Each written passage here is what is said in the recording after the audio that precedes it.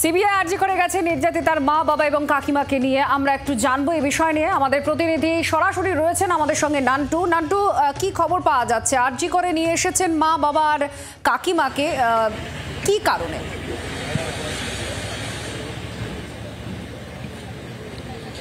দেখো, একেবারেই নির্যাতিতার মা বাবা এবং কাকিমা তাই তিনজনকে নিয়ে সিবিআই আধিকারিকরা নির্যাতিতার বাড়ি থেকে তাদেরকে নিয়ে একেবারে সোজা চলে আসে আরজিকর হাসপাতালে। এবং আমি একবার ছবিটা দেখাবো যে এই মুহূর্তে যে বিল্ডিংটার ছবি তুমি দেখতে পাচ্ছ, এটা হলো যে ডাক্তারদের যে রুম রয়েছে, সেই রুমে ইতিমধ্যেই সিবিআই আধিকারিকরা তারা কিন্তু রয়েছেন এবং তার সাথে বাবা মা এবং কাকিমা এই তিনজন রয়েছে। মূলত এই বাবা মা তরফ থেকে বারবার করে যে অভিযোগগুলো করা হচ্ছিল, মূলত সেই সমস্ত বিষয় নিয়ে সিবিআই আধিকারিকরা একেবারে সামনাসামনি এই যে হোস্টেল, সেই হোস্টেলে যে ডাক্তারদের রুম সেখানে এসেছে এবং এখানে এসে মূলত এবং এমএসভিপি তিনি নিজেও রয়েছেন বলে আমরা সিবিআই সূত্রে খবর পাচ্ছি এবং তাদের সামনে বসে এবং এই যে হোস্টেলের যে ডাক্তারদের রুম, সেখানে তার যে কলিগটি ছিল, অর্থাৎ তার সাথে যারা কাজ করতো, তাদের যে বন্ধু বা বান্ধবী, তাদের সঙ্গে সিবিআই আধিকারিকরা কথা বলছে, এমনটাই সূত্র মারফত খবর।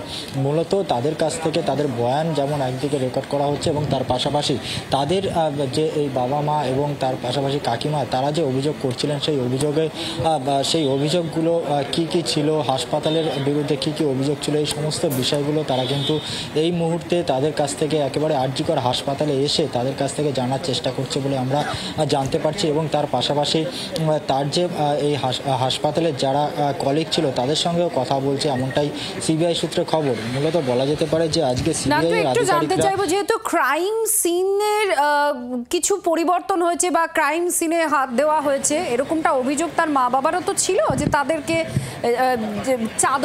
চাদরের রং নিয়ে প্রশ্ন সামনে এসেছে ইত্যাদি ইত্যাদি। তো এগুলো কোনোভাবে কি আজকে দেখা হবে তাদেরকে নিয়ে এসে, যে তারা কি দেখেছিলেন সেই দিন, কি হয়েছিল, এগুলো কি উঠে আসতে পারে?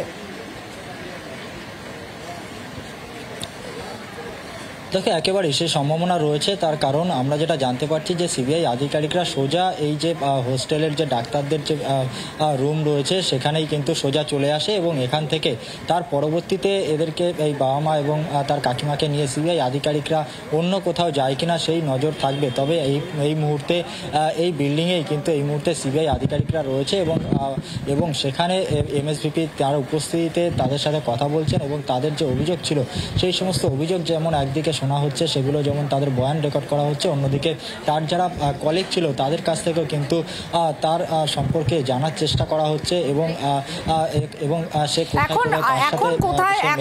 কোথায় আর এটা কি হস্টেলের ভেতরে এই বিষয় নিয়ে কথা হচ্ছে?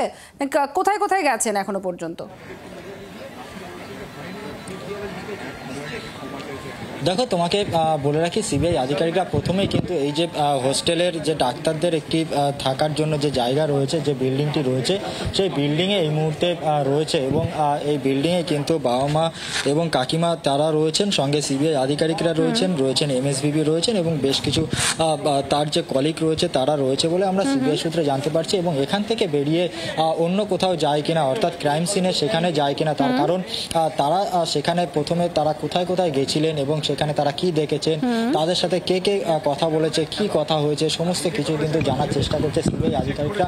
তবে এই মুহূর্তে এই বিল্ডিং এ রয়েছে এবং পরবর্তীতে নজর রাখো। নান্টু, তুমি নজর রাখো। আমাদের প্রতিনিধি যেটা জানাচ্ছিলেন, হস্টেলে যেখানে ডাক্তারদের থাকার ব্যবস্থা আছে সেখানেই নির্যাতিতার মা বাবা কাকিমাকে সিবিআই আধিকারিকরা নিয়ে গিয়েছেন।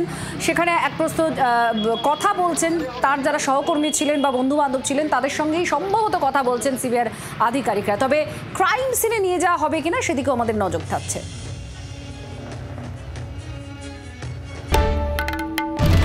বাংলার আওয়াজ, বাঙালির আবেগ, জি 24 ঘন্টা।